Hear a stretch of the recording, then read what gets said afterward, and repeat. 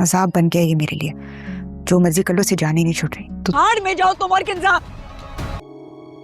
कोई जरूरत नहीं है उन लोगों को इतनी इंपॉर्टेंस देने की। उसामा ने मिनाल को घर से बाहर निकाला, कोई छोटी बात नहीं है ये। तुम अपना नंबर भी चेंज कर सकते हो।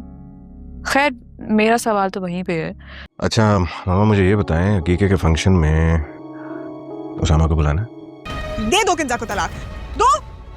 तुम क्या कह रही हो? तुम परमानेंटली इससे जान क्यों नहीं छुड़वाती? तो क्या था और दो। जब चाहो किंजा को तलाक दे दो। और आपके इस अच्छे लड़के ने हमारी हीरे जैसी लड़की को महज एक छोटे से डाउट पर घर से बेघर कर दिया। ये तुम्हें क्यों कॉल कर रहा है? तुम्हारा दिमाग ठीक है? बिल्कुल ठीक है मेरा दिमाग। अनार, किंजा को तलाक देना धमकी नहीं थी, बल्कि क्या? मियाँ बीवी के बीच में इस किस्म के इश्यूज हो जाते हैं। और वैसे भी उसामा बहुत अच्छा लड़का है। तुम उससे एक दफा मिल लो और उसके मुंह पे उसे बोल दो कि तुम। दानियाल अपने बेटे की सालगिरह पर उसामा और उसकी फैमिली को बुलाने का फैसला कर लेता है। हालांकि मिनाल इस वक्त नाराज़ होकर अपने मायके में मौजूद है।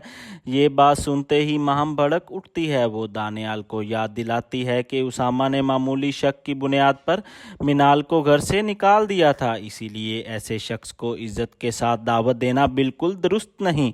लेकिन दानियाल इस मामले को मुख्तलिफ अंदाज से देखता है। उसका कहना होता है कि मियाँ बीवी के दरमियान छोटी बड़ी गलत फहमियाँ होती रहती हैं और इन मसाइल का हल रिश्ते तोड़ना नहीं बल्कि उन्हें जोड़ने की कोशिश करना है।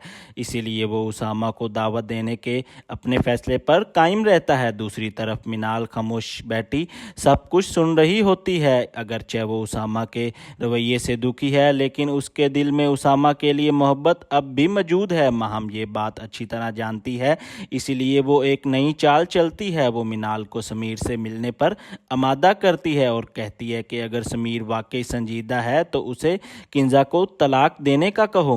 लेकिन असल हैरत इस वक्त होती है जब महम इस मुलाकात की खबर उसामा तक भी पहुंचा देती है। जब मिनाल और समीर बात कर रहे होते हैं तो उसामा भी वहां पहुंच जाता है। मिनाल गुस्से में समीर से किंजा को तलाक देने का मुतालबा करती है, मगर समीर फौरन जवाब देता है कि वो किंजा को तलाक क्यों दे।